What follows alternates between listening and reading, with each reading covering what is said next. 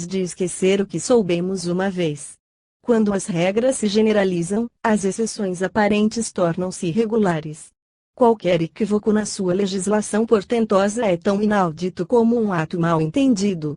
Os grandes fatos da moderna ciência têm, por conseguinte, transformado a ideia de Deus, apresentando, ao demais, sob um aspecto bem diverso do encarado até agora.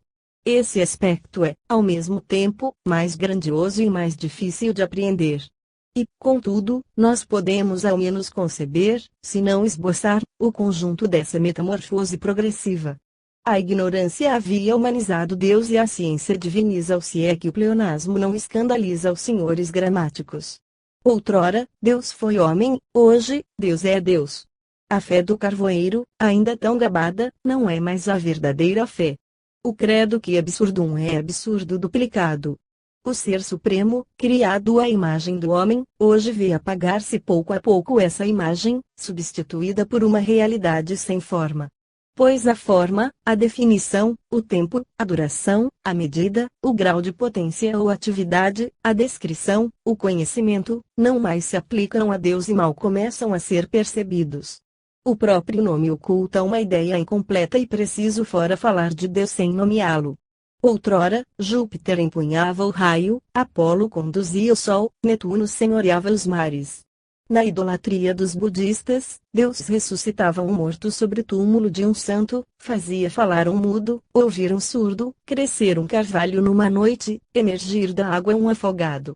Desvendava um estático as zonas do terceiro céu, imunizava do fogo, são e salvo, um santo mártir, transportava um pregador, num abrir e fechar de olhos, a 100 léguas de distância, e derrogava, a cada momento, as suas próprias, eternas leis. Ainda hoje, lá no Tíbete longínquo, adoram Maitreya. A mão deste Deus refreia as ondas enfurecidas, abençoa um exército e amaldiçoa o rival, dirige as chuvas em rogativas de procissões e, qual hábil jardineiro, rega aqui, ensombra ali, poda acolá, ajusta, enxerta, combina, seleciona e mantém um cadastro heráldico de nomes e datas.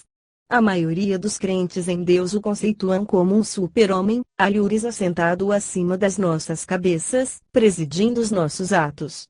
Dotado de excelente vista e não inferior ouvido, mantém as rédeas do mundo e, em caso de necessidade, chama um anjo serviçal e o envia consertar qualquer peça desarranjada do seu mecanismo.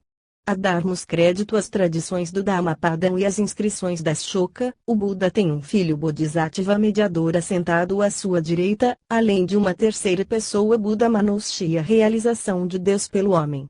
Todos eles vivem nas alturas do Nirvana eterno, rodeados de espíritos, tronos, apóstolos, mártires, pontífices, confessores, dominações, potências, magos do culto precursor, videntes da filosofia Sakya, que foram purificados, etc. Tudo isso eternamente esquematizado e graduado, segundo os méritos de uma vida efêmera. A história da ideia de Deus mostra-nos que ela sempre foi relativa ao grau intelectual dos povos e de seus legisladores, correspondendo aos movimentos civilizadores, à poesia dos climas, às raças, à florescência de diferentes povos, enfim, aos progressos espirituais da humanidade. Descendo pelo curso dos tempos, assistimos sucessivamente aos desfalecimentos e tergiversações dessa ideia imperecível, que, às vezes fulgurante e outras vezes eclipsada, pode, todavia, ser identificada sempre, nos fastos da humanidade. Notamos, então, que esta ideia relativa difere do absoluto único, sem o qual é impossível, hoje, conceber-se a personalidade divina. Esse absoluto importa afirmá-lo nestas últimas páginas é absoluto mesmo e nós não o conhecemos. Ele não é o Varuna dos Árias, o Elim dos egípcios, o Tien dos chineses, o Ahura Mazda dos persas, o Brahma ou o Buda dos indianos, o Jeová dos hebreus, o Zeus dos gregos, o Júpiter dos latinos, nem o que os pintores da Idade Média entronizaram na cúspide dos céus. Nosso Deus é um Deus ainda desconhecido, qual o era para os Vedas e para os sábios do Areópago de Atenas. A noção de alguns eminentes pais da Igreja cristã e de alguns esclarecidos teólogos modernos aproxima-se, mais que outras quaisquer, desse Deus desconhecido. Mas, como compreendê-lo, quando nenhum espírito criado, nem mesmo os anjos, se é que existem, poderiam fazê-lo? Não cabe aqui entreter-nos com as moradas imaginadas para a pessoa de Deus. Não abordaremos o poético céu dos gregos, povoado de figuras ideais, onde os deuses sempre jovens e belos se divertem, combatem e gozam com o tomar parte nos destinos humanos. Não falaremos do sombrio iracundo Jeová dos judeus, que pune até a terceira ou quarta geração. Nada diremos, tampouco, do céu dos orientais, que reserva aos crentes numerosas uris, num ambiente de beleza e delícias eternas. Omitiremos o céu dos groenlandeses, no qual a maior ventura consiste numa grande quantidade de peixes e de óleo de baleia, bem como o céu do indiano caçador, que se paga com a abundância de caça, e o do germano que, no Walhalla, faz do crânio do inimigo a sua taça de hidromel. Se o simples bom senso humano não pode, jamais, fazer uma ideia pura e abstrata do absoluto, as tentativas da filosofia, por sua vez, pouco ou mesmo nada têm conseguido. Quem se desse ao trabalho de catalogar as ideias acerca de Deus, do absoluto ou daquilo a que os filósofos chamam alma do mundo, ficaria pasmo da quantidade e variedade de sistemas que, desde a origem dos tempos históricos até os nossos dias, a despeito dos progressos científicos, se imaginaram por oferecer poucos raciocínios novos, e raramente razoáveis. Dizia Goethe que os homens tratam Deus como seu ente supremo, o ser incompreensível, fosse a ele semelhante, pois de outro modo não diriam, o Senhor Deus, o nosso, o bom Deus. Para eles e sobretudo para a gente beata, que o tem sempre nos lábios, Deus torna-se um simples vocábulo, uma expressão habitual, desligada de qualquer sentido. Entretanto, se estivessem compenetrados da grandeza de Deus, silenciariam e, respeitosamente, se abateriam de vocalizar. Virchow não está com a verdade quando diz que o homem nada pode conceber do que está fora dele e que tudo, que está fora do homem é transcendental. O homem se retrata nos seus deuses é ainda Schiller quem o diz. A natureza de Deus, bem como a sua própria existência, está, em nosso século, no mesmo pé em que se encontrava ao alvorecer da filosofia. Já se pode observar, no curso geral desta obra, que o nosso fim é, hoje, o mesmo que Xenófanes colimava, 600 anos antes da nossa era, isto é, opor uma convicção pura e racional aos dois erros capitais, que são o ateísmo absoluto e o antropomorfismo. Há muito tempo que este filósofo, fundador da escola de Elea, protestou judiciosamente contra essas duas ilusões funestas. Parece que os homens é que criaram os deuses, atribuindo-lhes as suas paixões, a sua voz, a sua fisionomia. Se os bois e os leões tivessem mãos, se soubessem pintar e trabalhar com as mãos, como fazem os homens, os cavalos utilizariam cavalos e os bois aproveitariam os bois para representar seus deuses, dando-lhes corpo idêntico ao seu. Ele refutou as superstições que consistiam em atribuir aos deuses a própria cor, como, por exemplo, a dos etíopes que, em serem negros de nariz chato, assim representavam os seus deuses, os trácios, que lhes emprestavam olhos azuis e cabelos ruivos, e os medas e persas, que não fugiam à regra.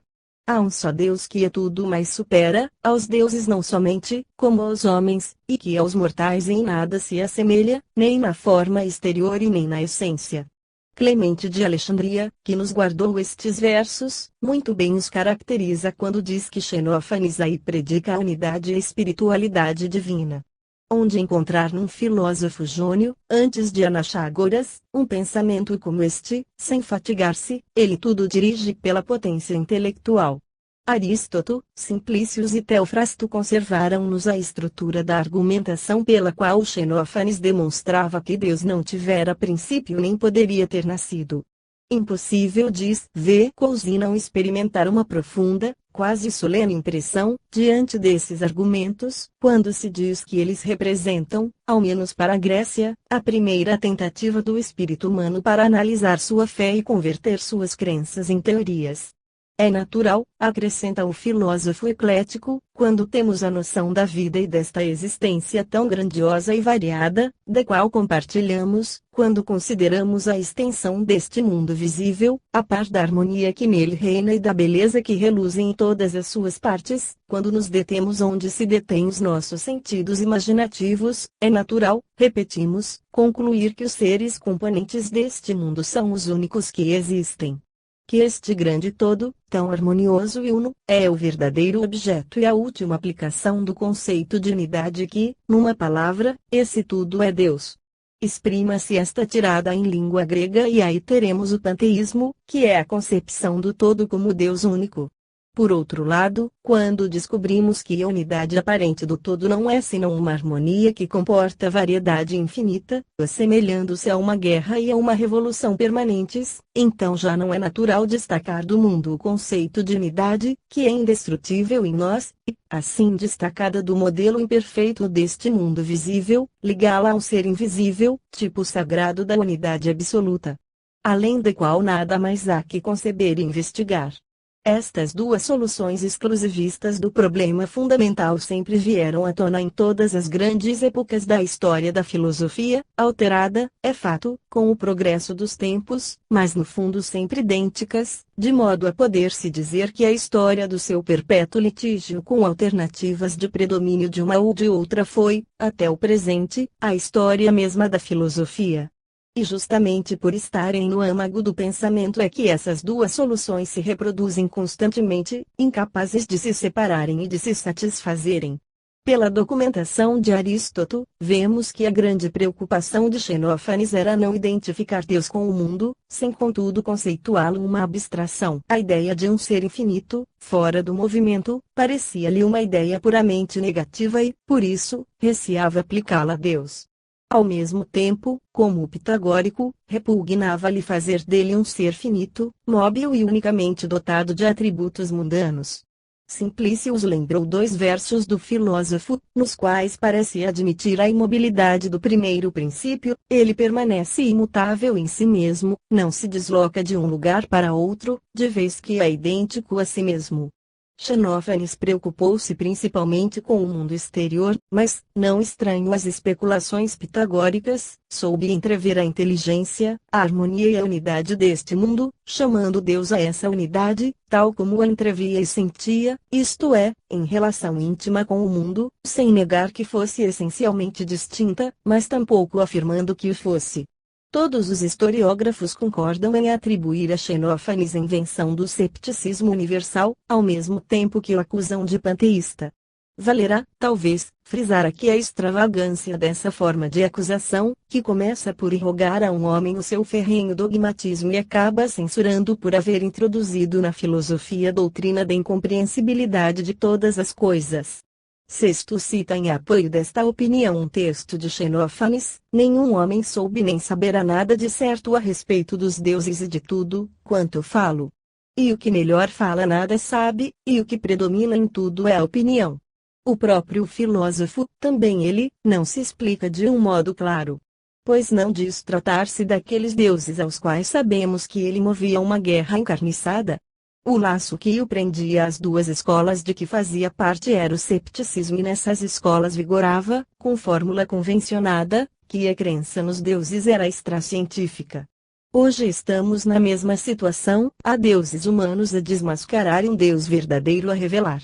Hoje ainda, como no tempo de Xenófanes, importa combater essas tendências do homem para tudo referir a si e para transportar as suas ideias imperfeitas ao domínio do Criador. A ciência iconoclasta derruba as nossas imagens pueris. A ciência, é verdade, não se ocupa diretamente com as nossas crenças, ninguém duvida tenha ela outros motivos de estudo menos incompreensíveis e mais positivos. Mas, por suas conquistas no plano físico e por seu espírito de análise, ela modifica, necessariamente, a nossa forma de ver e não mais podemos conciliar o caráter do espírito científico com essas encarnações de ideias pueris e indignas do absoluto. Nisso consiste, precisamente, a sua tendência geral.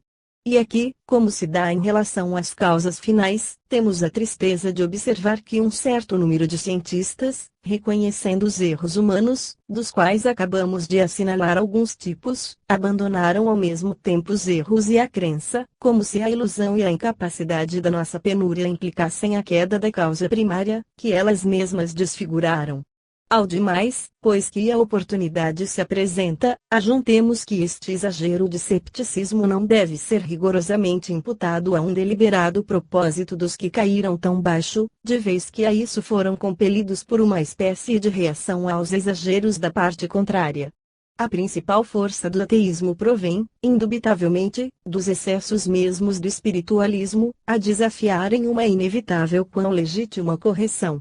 Como têm tratado a natureza os imprudentes espiritualistas? Admitiram uma eternidade nativa, uma criação espontânea do universo, no vácuo infinito, uma vontade arbitrária estabelece a sucessão, a duração e a extensão. O mundo não radica no passado e aparece-nos como o puro acidente. Mas, não é só, o espiritualismo exclusivista comporta concepções ainda mais temerárias, tais como a negação da matéria, que já entrevimos na primeira parte.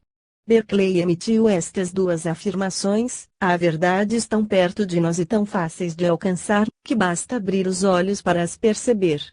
Entre as mais importantes, parece-me encontrar-se a de que a luminosa abóbada celeste, a Terra e quanto nela se contém, tudo, em suma, que compõe este universo esplêndido não tem realidade fora do nosso espírito. Confessemos que levar o paradoxo a esse ponto é provocar o excesso contrário, que não demora rebatida violenta sob o prisma do ateísmo. Fanáticos outros há que não só acreditam firmemente nos mais clamorosos absurdos, como se presumem em relação direta com o próprio Deus e se conferem, por virtude dessa mesma graça, um privilégio de infalibilidade. Esses espíritos pecos imaginam, ingenuamente, que o fantasma que eles forjaram é o verdadeiro Deus, Criador do céu e da terra, e ao mínimo pretexto averbam doutoralmente, de ateus e ímpios, quantos com eles não comungam. Em os ouvindo, é preciso acreditar nas suas pataratas, ou de tudo descrer. Não há meios termos. Todo o espírito que se não veste pelo seu figurino é anátema. Chegam mesmo a declarar que preferem o mais obstinado incrédulo ao crente que diverge das suas opiniões. Não sabem distinguir o formal do essencial. Se, por exemplo, escrevermos esta profissão de fé, cremos de todo o coração na existência de Deus, mas não conhecemos o ser misterioso, assim denominado, e julgamos impossível que o homem consiga compreendê-lo. Estamos certos de que os zelotes da religião e da moral vão de pronto gritar blasfêmia, iniquidade, interditar às suas ovelhas a leitura deste livro. Não nos detivesse aqui um escrúpulo todo pessoal e poderíamos, assim, de antemão citar o título dos jornais e o nome dos escritores que nos vão increpar de blasfemo. Espíritos assim tacanhos encontramos em todas as confissões e em todos os dogmas, nos católicos e protestantes da Irlanda ou da Alemanha, como nos judeus ou nos muçulmanos do Cairo e de Constantinopla. Toda bandeira tem os seus imprudentes. Todavia, a investigação imparcial da verdade exclui de seus domínios os exageros do fanatismo, tanto quanto os do cepticismo. Ela prossegue na sua tarefa laboriosa e fecunda e expõe sinceramente o ensinamento recolhido das suas descobertas sucessivas. Dos progressos gerais da ciência resulta, dizíamos, que a ideia comum acerca de Deus está atrasada e tornou-se até mesquinha e inaceitável, à face desses enormes progressos. À medida que se amplia o conhecimento da natureza, faz-se necessário desenvolver a concepção do seu autor.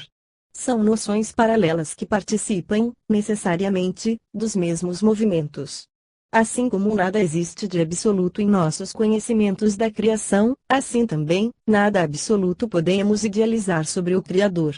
E a ciência, longe de destruir a velha ideia da existência de Deus, desenvolve-a e torna gradualmente menos indigna da majestade que lhe é panágio.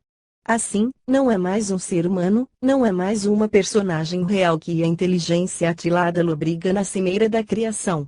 Nossos mais altos conceitos de hierarquia, de soberania, de cetros e tronos perderam toda a capacidade de comparação, os mais nobres sentimentos de santidade, grandeza, poder, bondade e justiça batem-se estéreis perante o ser desconhecido. Quando pronunciamos a palavra infinito, queremos nos referir a um atributo cujo caráter ignoramos totalmente. A soma integral dos nossos pensamentos é menos que zero no cômputo do absoluto. Comparados à realidade desse absoluto, estão dele mais infinitamente distantes do que estariam dos nossos os de um mísero peixe nas profundezas oceânicas. É nessa altura que as revelações da ciência nos convidam a crer. Dilatando-se a esfera de nossa contemplação e espalhando uma luz mais instrutiva sobre a composição geral do universo, também avulta e aclara-se-nos o senso íntimo da divindade. Ora, ainda que a ciência não nos houvera prestado outros serviços, ainda assim, enorme seria a sua influência, visto o que, ensejando o desmoronamento dos velhos andaimes para substituí-los e entremostrar o edifício ideal da verdade, ela desloca o eixo do mundo e renova a superfície do terreno intelectual. É ao espírito científico que se aplica doravante o renovabis faciem terrae. Passando dos domínios dos seres criados para os do espírito puro, a noção de Deus sofre uma metamorfose correlata à noção das forças da natureza. Estas forças não são mais elos materiais, nem mesmo fluídicos. Deus aparece-nos sob a ideia de um espírito permanente residente no âmago das coisas. Deixa de ser o soberano a governar das alturas celestes para ser a lei invisível dos fenômenos. Não habita um paraíso povoado de anjos e de eleitos e, sim, a amplidão infinita, repleta da sua presença, ubiquidade imóvel, totalizada em cada ponto do espaço, em cada instante do tempo, ou por melhor dizer, eternamente infinita e sobranceira a tempo, espaço e ordem de sucessão, qualquer passado e futuro existem para nós, seres sujeitos a tempo e medida, não para o eterno. O espaço oferece-nos dimensões variadas e o infinito não. Não são afirmações metafísicas de cuja solidez possamos suspeitar, mas, antes, deduções inevitáveis e resultantes dos próprios dados da ciência sobre a relatividade dos movimentos e a universalidade das leis. A ordem universal reinante na natureza, a inteligência revelada na construção dos seres, a sabedoria espalhada em todo o conjunto, qual uma aurora luminosa e, sobretudo, a universidade do plano geral regida pela harmoniosa lei da perfectibilidade constante, apresenta-nos, já agora, a onipotência divina como sustentáculo invisível da natureza, lei organizadora, força essencial, da qual derivam todas as forças físicas. Como outras tantas manifestações particulares suas. Podemos, assim, encarar Deus como um pensamento imanente, residente e inatacável na essência mesma das coisas, sustentando e organizando, Ele mesmo, as mais humildes criaturas, tanto quanto os mais vastos sistemas solares, de vez que as leis da natureza não mais seriam concebíveis fora desse pensamento, antes, são dele eterna expressão. Esta convicção, adquirimos-la no exame e análise dos fenômenos da natureza. Para nós, Deus não está fora do mundo, nem a sua personalidade se confunde na ordem física das coisas. Ele é o pensamento incognoscível, do qual as leis diretivas do mundo representam uma forma de atividade. Tentar a definição desse pensamento e explicar o seu processo operatório, pretender discutir seus atributos ou procurar os seus caracteres, resolver o abismo infinito na esperança de poder satisfazer nossa avidez de conhecimento, seria, ao nosso ver, empresa não apenas insensata, mas até ridícula. Um tal ensaio demonstraria que o seu autor não compreendera a distinção essencial que separa o infinito do finito. Entre estes dois termos há uma distância que ponte alguma poderia cobrir. Deus é, por sua natureza mesma, incognoscível e incompreensível para nós. Não é preciso mergulhar no labirinto do desconhecido para chegarmos à certeza da existência de Deus. Em o fazer, talvez houvesse mesmo algum perigo, se obstinassem a viver nas sombras de um mistério impenetrável. Certo, é já dificílimo inferir do Ser Supremo a noção científica que aqui deixamos entrever. Os próprios espíritos mais ponderados experimentam áridos obstáculos para assim penetrar no desconhecido pelo conhecido, no invisível pelo visível, na lei pensada pela lei manifestada, na força original pela força sensível. E nós estamos tão intimamente convencidos do trabalho necessário ao intelecto humano para chegar à noção filosófica do Deus da natureza, que nos abstivemos de aprofundar mais a sua concepção, temendo que uma forçada contenção de espírito pudesse empanar a própria ideia. Concepção só acessível, portanto, às almas que compreendem a importância e o interesse desses problemas, sonhando, nas horas de solitude, com a revolução de Deus pela ciência da natureza e descendo ou elevando-se, em astronomia é a mesma coisa, através do velário das aparências corpóreas, até a causa virtual que tudo movimenta em plano de ordem e harmonia, tudo dispondo consoante seu peso e medida.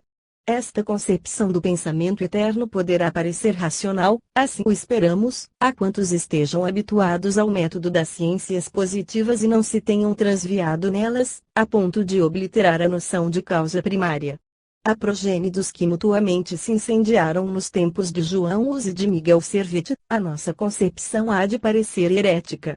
Eles nos inclinarão de panteísta, sem querer compreender que não identificamos a personalidade divina com as transformações da matéria. Hão de declarar que pretendemos que tudo é Deus e que todo o mundo se governa por si mesmo. Outros terão a fantasia de nos qualificar de ateu e corruptor da moral evangélica, incapazes, que são, de compreender a adoração a outro Deus que não o seu. Uma terceira categoria, ainda mais radicalista e exagerada, tratará de malfeitores a quantos se deixarem levar pela ideia acima formulada. Mas, aonde iríamos parar se houvéssemos de revidar a toda essa gente? Na realidade, toda essa toarda só significa uma coisa, que estamos caminhando para a frente. Nesta, como nas obras precedentes, os leitores poderão notar a voluntária ausência de nomenclaturas escolásticas. Houve quem nos chamasse dinamista e quem fosse além, dizendo-nos do dinamista. Reconhecem-nos, uns, tendências para o mais evidente animismo, enquanto outros nos rotulam de organicista. Eis, agora, o vitalismo, que nos convida a declarar francamente se a ele temos aderido. A maioria acusa-nos de ecletismo. Deixamos de parte os títulos de panteísta e teísta em contradição aos de materialista e ateu, que nos foram irrogados de campos opostos. A posição de um espírito que busca unicamente a verdade só pode ser a de um grande isolado. Ele expõe-se a ser tratado como protestante pelos católicos e como romancista pelos reformados, os cristãos taxam-no de herético e os filósofos averbam-no de cristão. Ao critério de cada qual, ele não pode deixar de pertencer a um sistema, a uma seita, a uma escola. Ora, francamente declaramos, a ninguém pertencemos. Por que nos privarmos de recolher o bom e combater o mal onde quer que os encontremos? Por que nos convidarem a respeitar o erro pela só razão de sua antiguidade? Por que pretender encerrar-nos num círculo de antemão preconcebido? Que significam barreiras, dogmas, bandeiras que tais? Ilusão e nada mais. Sistemas, jamais. Apenas, e só apenas, independência absoluta na investigação e culto da verdade. O que tem prejudicado a um grande número de espíritos é essa propensão ou essa condenação para encarrilar-se numa senda. Certo, a necessidade de seguir um método pessoal, apoiar-se em verdades tradicionalmente reconhecidas, conhecer o objeto positivo dos nossos estudos e trabalhar sem esmorecimentos na conquista do saber. Nós, porém, não nos revestimos de europeus fictícios, nem ocultamos o nosso céu sob uma bandeira. Estudamos pouco a pouco a natureza, através de todas as suas formas, em todos os seus aspectos, exprimindo com sinceridade o resultado do nosso estudo, sem nos preocuparmos com as palavras em disputa de pontos e vírgulas. A andorinha que volta aos penates na estação própria singra livremente a amplidão do espaço. Que sucederia se a obrigássemos a torcer as asas, a baixar os olhos, a levar na pata um galhardete e a rebocar consigo numa fileira de balões? A doutrina aqui professada pode considerar-se um ateísmo ontológico, o esforço do homem para conhecer o ente absoluto. É uma forma necessária, imposta pelo teísmo racional. O argumento extraído da teologia prova um Deus universal, autor de todas as coisas, e o argumento da ontologia prova a infinidade de Deus. Não podemos admitir um sem outro, quaisquer que sejam as dificuldades para conciliar as respectivas conclusões. Essas dificuldades decorrem da grandeza do assunto e, ainda que não podendo ir além do alcance da nossa vista, não é razão para fechar os olhos ao que se torna evidente. Trocando o vocábulo panteísmo por teísmo, confessamos, com um pastor anglicano, que o teísmo é, por toda parte, reconhecido como teologia da razão, razão que poderá ser impotente, mas, em definitiva, é a única que possuímos. O teísmo é a filosofia da religião, de todas as religiões, é o alvo da verdade. Preciso se nos faz pensar, ou deixar de pensar e raciocinar acerca de todos os problemas da criação. Podem as criaturas deter-se no símbolo, e igrejas e seitas podem lutar e tolher a meio caminho as consciências, apelando para escrituras ou tentando fixar limites ao pensamento religioso, mas Deus, esse, não os tem fixado. A razão humana, todavia, incoercível e inevitável no seu progredir, como no seu divino amor à liberdade, quebra todas as cadeias e vence todos os entraves. Se, ao invés de tomar por objeto de estudo Deus, na natureza, preferíssemos a que apresentar Deus segundo os homens, competiria discutir, agora, a ideia que os filósofos contemporâneos formularam, a respeito do ente supremo. E seria, na verdade, um exame digno do maior interesse. Mas os limites sempre crescentes desta obra nos forçam a restringir a argumentação ao seu objetivo precípio. Nosso dever, portanto, é aqui juntar simplesmente o esboço das figuras em que se fecharam os nossos pensadores, para representar a personificação divina. A opinião que proclama a identidade substancial de Deus com o mundo, e que recentemente tem tido uma revivescência favorável, não passa de panteísmo absoluto, na sua forma simples e íntegra. Quaisquer que sejam as palavras com que o expressem, um espírito judicioso jamais se iludiria. Se Deus e o mundo não são mais que um mesmo e único ser, Deus não existe. Outra concepção baseada na precedente, porém, elevada a um grau de extrema sutileza, é a do Deus ideal, a afirmar que Deus e o mundo são substancial, mas não logicamente idênticos. Deus seria, assim, a ideia do mundo, para que o mundo fosse a realidade de Deus. Esse Deus que um filósofo nos inculca relegado em seu trono, em plenitude de eternidade silenciosa e vazia, não tem outra realidade que não a ideia, nem trono outro além do espírito. Deus, aí, separa-se do mundo, mediante uma operação intelectual do homem. É um ideal criado pela lógica. Pensando em Deus, criamo-lo. Não existisse o homem e Deus tampouco existiria. Assim, com esta hipótese, o Deus real, idêntico ao mundo, não é Deus e o Deus ideal, distinto do mundo, em realidade não existe. É já de si, como vemos, uma teoria alambicada. A que goza agora de maior conceito, para uma certa categoria de espíritos convencidos de sua superioridade, é, porém, a que reverencia com a maior polidez o Deus vulgar, pessoal e humano, que venera os grandes princípios da moral, da filosofia e da estética, declarando, todavia, que Deus, tal como o bem, o belo, a verdade, ainda não existem, mas estão à bica. Kant, na Crítica da Razão Pura, demonstrou que o homem está invencivelmente disposto a supor reais os objetos de sua crença, sendo estes embora puramente subjetivos.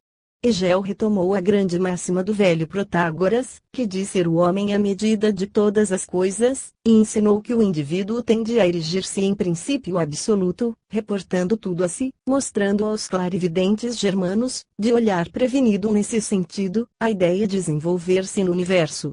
A escola a que nos referimos, atualmente representada por Vacherot, Renan, Taine, Scherer e talvez Semmelweis, ensina o desenvolvimento da ideia na natureza, o futuro universal. O universo caminha para a perfeição, a revelia de qualquer direção inteligente. Deus é um filósofo sem sabedoria, inferior mesmo ao herói de Sedan, visto que não se conhece a si mesmo e não tem existência pessoal. É simplesmente divino, portanto, uma qualidade e não um ser. Nem há uma verdade absoluta, mas nuances e metamorfoses. O pensador que contempla esse vago progresso é o mais ditoso e o mais santo dos homens. O Sr. Caro definiu bem esta religião, dizendo alucinação do divino ou o quietismo científico. A ciência, porém, não admite semelhante quietismo, nem uma tal alucinação. É uma hipótese que se desvanece diante da crítica severa. Já evidenciamos a tendência geral e progressiva do átomo para a mônada animada e desta para o homem, não se pode explicar sem a existência de um pensamento diretor e, em todos os casos, bem mais difícil de aceitar que o do próprio Deus. Uma quarta escola é a que se intitula positivista e que resolveu fato virgem pela primeira vez, construir uma religião ateia, engendrando uma nova classificação dos conhecimentos humanos, fundada na observação pura e isenta de toda e qualquer investigação causal. Malgrado ao seu sistema, algo vaidoso, de eliminação e negação, essa escola não prescindiu de cultuar um Deus, a humanidade cujo profeta é Augusto Comte. É um Deus que tem altares, culto, sacerdotes, tanto é verdade que os extremos se tocam, calendário, festividades. O orçamento é de antemão regulado, cabendo aos vigários 6.000 e aos curas 12.000 francos. O grão-sacerdote, que é no caso o Sr. Conte, tem 60.000 francos, etc. Aqui, não há outro Deus senão a humanidade. Essas teorias, para os espíritos afeitos a especulações metafísicas, ainda guardam um aspecto compreensível. Outros aqui, sublimados e quintessenciados, resolvem o panteísmo, numa espécie de vapor transparente, elevam a metáfora a um tal ponto que Deus deixa completamente de existir, para que só domine a sua metáfora transcendente. No cume das coisas, nos píncaros do éter luminoso e inacessível, pronuncia-se o axioma eterno e a repercussão prolongada desta fórmula criadora compõe, por suas ondulações inexauríveis, a imensidade do universo. Todas as séries de coisas provêm dela, religadas pelos divinos anéis de áurea cadeia. Certo, seria difícil imaginar como este misterioso axioma pode extrair de sua abstração o mundo real e como, ondeando no seu vácuo eterno, cria e aciona as leis gerais do mundo.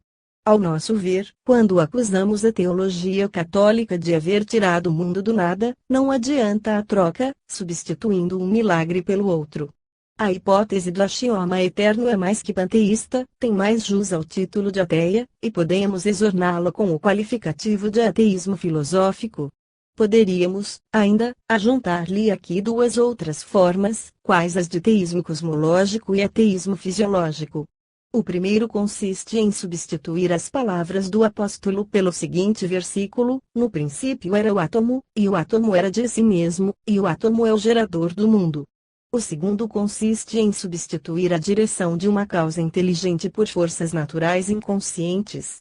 Essas duas espécies de ateísmo, temo-las alternativamente evidenciado no curso desta obra e, com haver feito justiça às suas pretensões, dispensamo-nos de as reconsiderar. Por fim, vejamos o ateísmo absoluto, que se afirma quadradamente, sem pestanejar, e vai até a blasfêmia. Eis um exemplo: a análise metafísica reduziu a nada o velho dogma. Reduzindo Deus à entidade incondicionada, demonstrou o impossível, provou que os seus atributos são os mesmos do nosso ser. Com que direito me viriam agora dizer seja santo porque eu o sou? Mentiroso, dir-lhe-ia eu Deus imbecil, teu reino findou, procura outras vítimas entre os animais. Se é que Satã existe, o Satã és tu. Outrora, podias triunfar, mas hoje, este destronado. Teu nome, que foi, por tanto tempo, a última palavra do sábio, a sanção do juiz, a força do príncipe, a esperança do pobre, o refúgio do pecador repeso, esse nome intransmissível, inalienável, de agora em diante está fadado ao desprezo, ao anátema, ao apupo dos homens. Porque Deus é asneira e covardia, hipocrisia e mentira, miséria e tirania, é, em suma, o mal. Enquanto a humanidade se prosternar diante de um altar, a humanidade será réproba. Retira-te de mim, pois hoje, curado do teu temor e feito sábio, eu juro, de mãos levantadas para o céu, que não passas de carrasco da minha razão, espectro da minha consciência. Esta cólera nada tem de científica, salvo, talvez, do ponto de vista médico, em relação aos cuidados que reclama a alienação mental. Presumimos que os nossos argumentos fizeram justiça a essa negação absoluta de pensamentos, na natureza. De resto, a que se reduz a negação materialista. Buscando o âmago das coisas, percebemos logo que essas negações não podem ser tão absolutamente negativas quanto pretendem.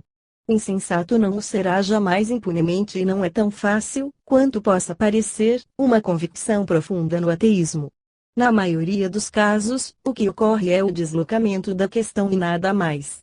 Em vez de chamar Deus à direção das forças que regem o mundo, os convencidos de ateísmo deixam de nomear e, em vez de atribuir a um ser inteligente a inteligência dessas forças, outorgam na própria matéria. Removem, assim, mas não resolvem, o problema, pois os fatos continuam irrevogáveis. Negam a Deus, mas não podem negar a força. Apenas, em lugar de proclamarem a soberania dessa força, consideram-na escrava da matéria inerte. Nisto reside todo o nó da questão, nó que ainda não foi desatado pelos materialistas nem pelos espiritualistas, visto que a observação direta da retina humana não vai até lá. A diferença principal que os divide no descrime está em que os primeiros não explicam a criação, nem o plano, nem a conservação da natureza, enquanto que os segundos o fazem plausivelmente. Consideradas como duas hipóteses, as duas doutrinas contrárias não se equivalem e todo homem sincero há de inclinar-se sempre para a que admite um Criador. Porque esta é, não só mais completa, como mais franca.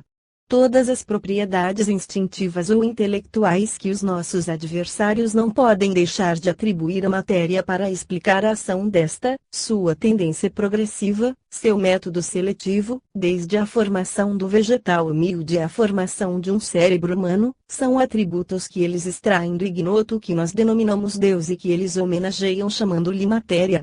Mas, em abstraírem do mundo a ideia de ordem, verdade, beleza, perfeição, harmonia espiritual e corporal, eles arrebatam ao mundo a sua alma e a sua vida. Nós, porém, não vemos a vantagem de substituir um ser vivo por um cadáver. Seu universo assemelha-se aos enforcados, com os quais fizemos experiências elétricas, há algum tempo. Eles como que ressuscitavam, aparentemente, graças à aplicação da eletricidade ao sistema nervoso, que lhes movimentava todo o corpo. Gesticulavam, agitavam braços e pernas, como quem acordasse, abriam os olhos e a boca num perfeito simulacro de vida. Ora, fazendo circular no organismo universal as forças pelas quais substituem a genuína vida, os ateus odiernos oferecem-nos um simulacro, no qual estão obrigados a simular a vida que abstraem. Sob este aspecto, é uma questão de palavras. Para nós, um cadáver é sempre cadáver, mesmo que esteja eletrizado. Emprestando à matéria atributos socabíveis à força suprema, eles reduzem o universo a um estado lastimoso. Se Deus deixasse de existir um momento, toda a vida universal ficaria suspensa. Seria curioso ver como esses bravos materialistas ressuscitariam e fariam circular uma vida factícia no corpo colossal de que somos, eles e nós, ínfimos parasitas. Depois de haver visualizado a ordem universal, chegamos a confessar, levados por uma evidência irresistível, que, para uma criatura racional, é o cúmulo do contrassenso supor que exista a razão. Parece-nos absurdo integral a crença de que o espírito pudesse surgir no cérebro humano e manifestar-se nas leis do universo, se não existisse de toda a eternidade. Nem sempre há que desdenhar os teólogos e neste lance o pregador de Notre Dame de Paris parece nos aplicar o seu talento na defesa da verdade. A força cega, diz o padre Félix, produzindo harmonia cósmica e levando aos últimos desdobros, até o aparecimento do ser pensante.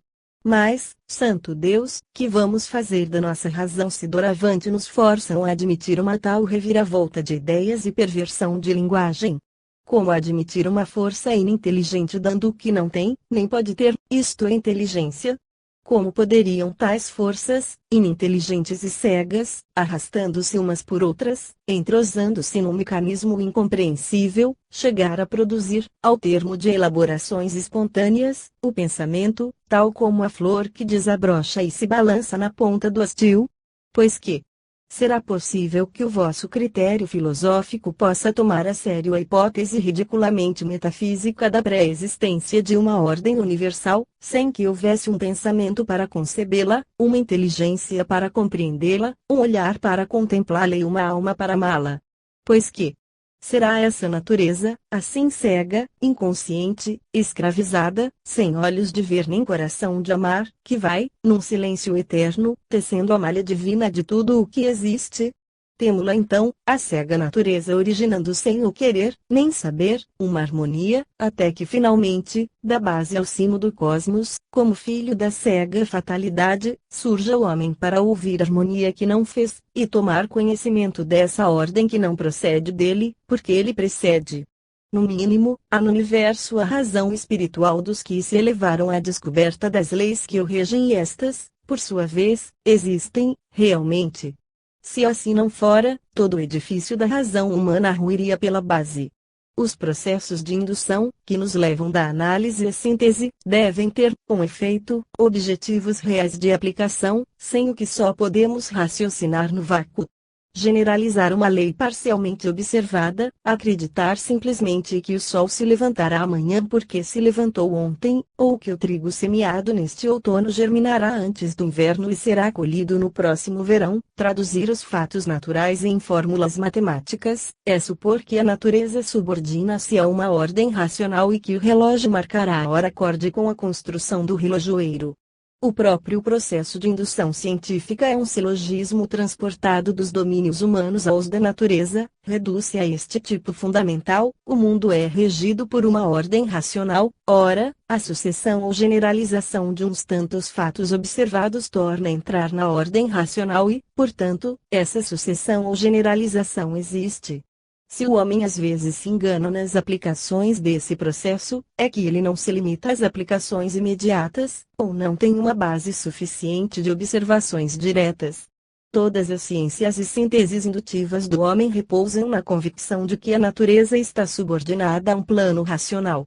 A organização maravilhosa do mundo não vos obriga a confessar a existência do Ser Supremo. Por nossa parte, muita vez temos perguntado, como se pode recusar tão obstinadamente essa existência? Quais as vantagens do ateísmo? Em que pode ele preterir o teísmo? Que pode a humanidade lucrar com o renegar, doravante, a crença em Deus? Qual é o melhor homem, o que crê, ou o que não crê? Será, então, um ato de fraqueza o sermos lógicos com a nossa consciência? Falta grave, o senso comum. É possível que esses espíritos fortes, galgando o céu por uma escada de paradoxos, acreditem estar bem alto. Enganam-se, porém, redondamente, com essa ilusão comparável àquela antiga prova maçônica, que era percorrer o iniciado uma escada de 150 degraus descendentes, de sorte que, ao fim do percurso, no momento de atirar-se ao vácuo, apenas tocava o solo. Não, senhores, vossa escalada não é mais terrível do que essa e apenas pode acarretar maus resultados para os homens de vistas curtas, incapazes de perceber o vosso erro e até considerando-vos as fênix da ciência. Fosse agradável a vossa ilusão, consoladoras as vossas doutrinas, capazes, as vossas ideias, de estimular a emulação da humanidade pensante para elevar-se a um ideal supremo, e talvez se pudesse perdoar-vos a terapêutica. Mas, com franqueza, em que vos parece funesta, a inteligência humana, a crença em Deus? Onde e como verificastes que o conhecimento da verdade pode enfermar o cérebro? Despojando a humanidade do seu tesouro mais precioso, banindo do universo a vida, rechaçando da natureza o espírito, não admitindo mais que a matéria cega e forças anágas, privais a família humana de ter paternidade e o mundo de ter um princípio e uma finalidade. Gênio e virtude, reflexos de um esplendor maior, eclipsam-se convosco e o mundo moral, tanto quanto o físico, não serão mais que um caos imenso, digno da noite primitiva de Epicuro. Mas, ainda bem que o ateísmo absoluto só pode ser uma loucura nominal e o espírito mais negativista não pode, realmente, atribuir à matéria senão o que pertence ao espírito, criando assim um Deus matéria, à sua imagem e semelhança. Assim, temos visto o que, desde o panteísmo místico ao mais rigoroso ateísmo, os erros humanos a respeito da personalidade divina não puderam, senão, velar ou desnaturar a revelação do universo, sem aniquilá-la.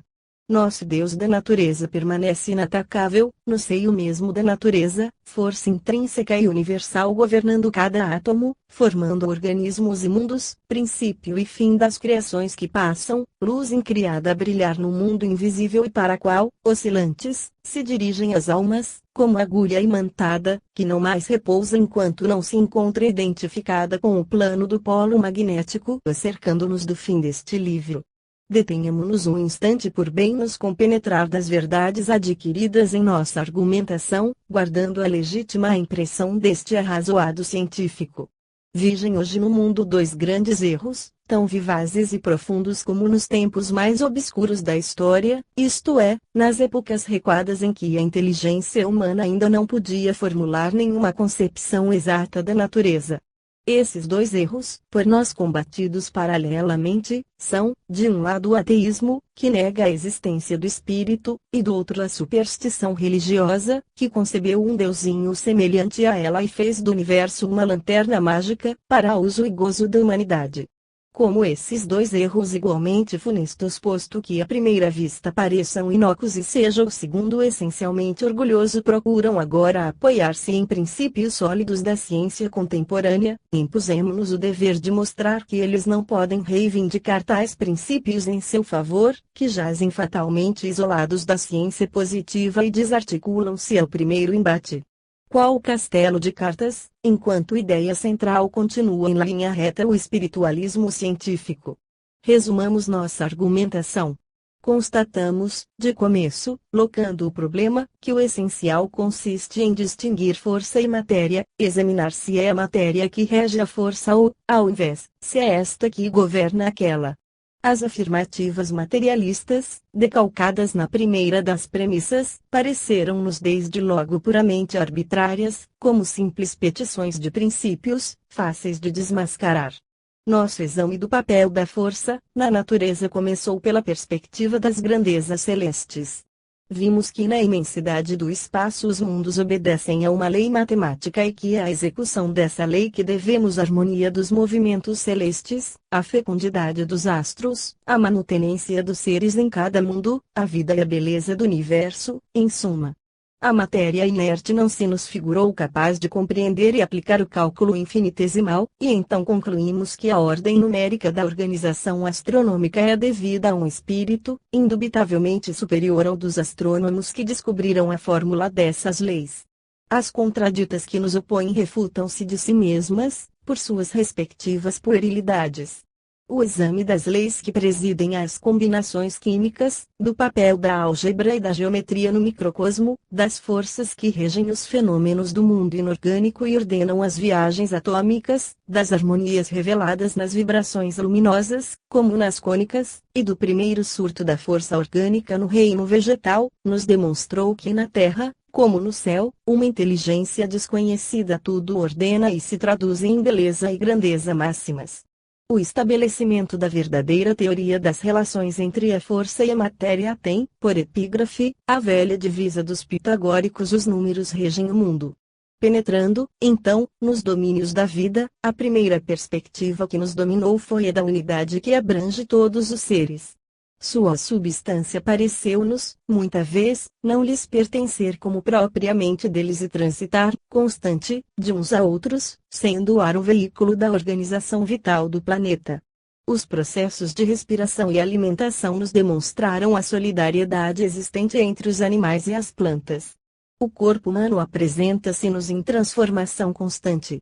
O grande fenômeno da circulação da matéria estabeleceu que a existência de uma força central, constituindo a vida em cada ser, faz-se absolutamente necessária para explicar a permanência do organismo, o equilíbrio das funções vitais, a própria existência, enfim. Essa força orgânica só é transmissível pela geração. O quadro das últimas conquistas da química orgânica continuou afirmando a força, qual a estabelecer a fisiologia. Remontando, então, para além da vida atual, para a origem dos seres, a causa espiritualista revelou num crescendo a sua necessidade e veridicidade. Comparamos com a nova velha hipótese materialista e achamos que não são mais que uma e única hipótese, aliás, insuficientes. A mesma perquirição nos levou ao problema, não resolvido, das gerações espontâneas. O ponto essencial da questão está no havermos constatado que, mesmo na hipótese da organização autônoma da matéria, a teologia natural não é atingida e a força diretiva continua a impor-se como absolutamente necessária. Vimos, ao demais, que não são os mestres que opõem teorias contrárias à admissão de um Deus, e sim os discípulos inexperientes, de vez que a lei tanto impera na transformação e progressão das espécies, como na sua criação separada. E quanto ao homem em si mesmo, vemos que o seu posto característico na criação afirma-se, menos pelos índices anatômicos que por seu valor intelectual, tendo-se em vista a sua racionalidade e os progressos que é capaz de realizar.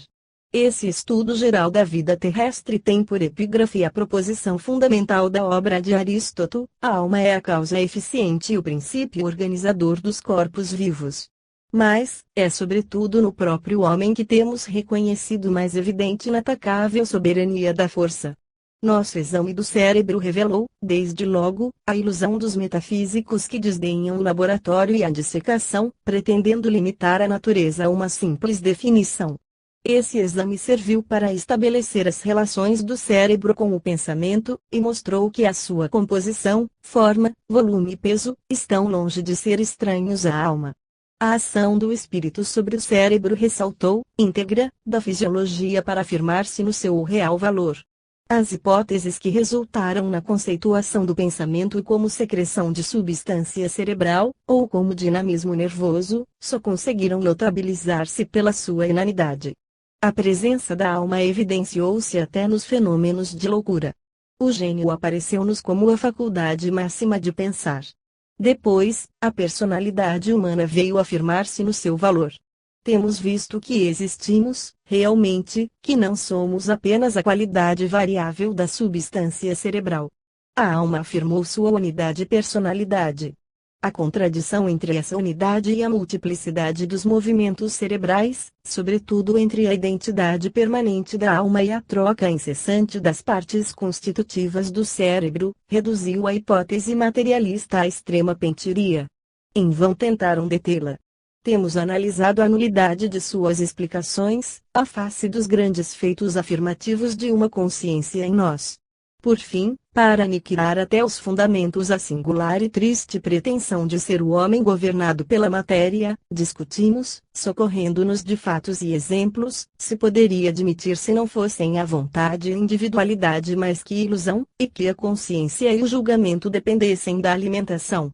Os exemplos históricos de homens enérgicos, dotados de grande força de vontade, de fortes expressões de caráter, de perseverança e de virtudes, desmentiram essas últimas objeções do materialismo contemporâneo e mostraram que as faculdades intelectuais e morais nada têm a ver com a química, e que o espírito reside num mundo distinto do material, superior às vicissitudes e movimentos transitórios do mundo físico.